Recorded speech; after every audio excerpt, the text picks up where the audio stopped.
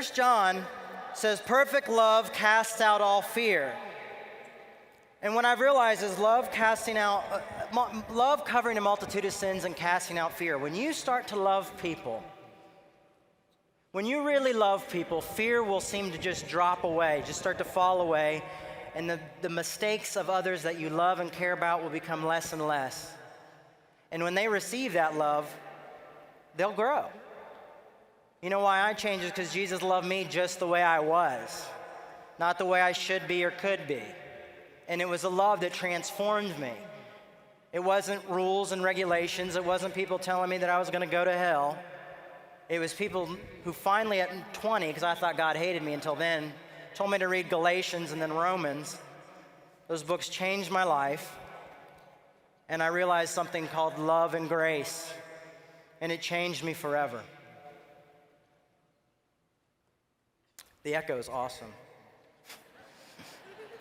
Someone tweeted me about it. I couldn't do anything about it. Sorry, guys. God so loved the world, he gave his son, and the son gave us grace. Thank God for grace.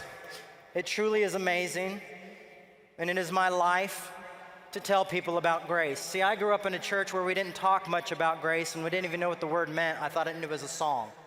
Amazing Grace. Okay, it's a song. And then when I found out what it was, that God loved me and accepted me, and because I thought I had to earn it. When I realized, see, don't take it for granted that you know it's a free gift. That you got this crazy Lutheran guy who comes along and all of a sudden discovers grace, Martin Luther, and starts telling people about grace and how much God loves them. Don't take it for granted, because there's millions of Christians out there suffering who don't feel like God loves them. And they're dying to know they're loved. And if it wasn't for a friend of mine pointing that out, I don't know where I would be now.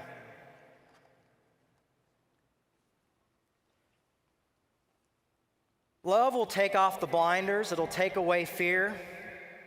It will open your heart, and you will see truths that you've never seen before. It will take you to radical places. It took me to a little bar in Brooklyn, but it could take you to anywhere in the world and country, maybe even in a cubicle at your own office. Yeah. But loving people doesn't have to always be words, is what I found out. If you can love people just where they're at, treat them with respect. Paul gave us a great one in Corinthians 13. We hear it a lot at weddings, but it's not just for weddings anymore.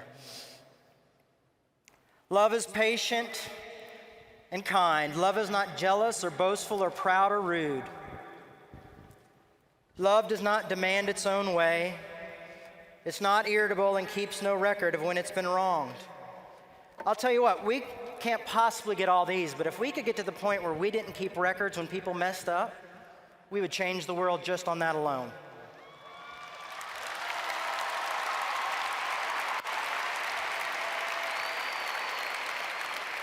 I don't know why we always find it amazing that we need grace.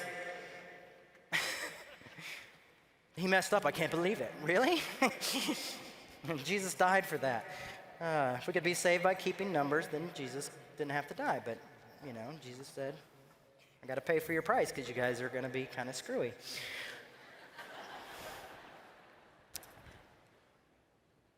Love is never glad about injustice, but rejoices when the truth wins out.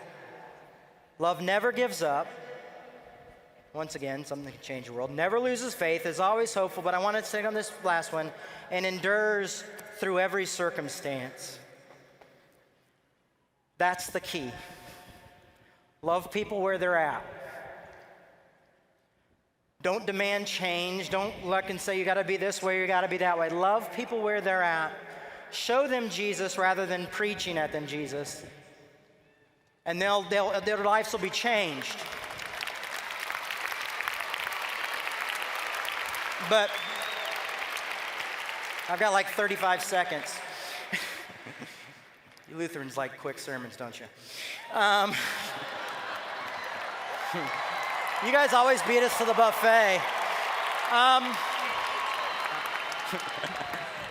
But what was I going to say, man? You guys are so intimidating. Love never gives up.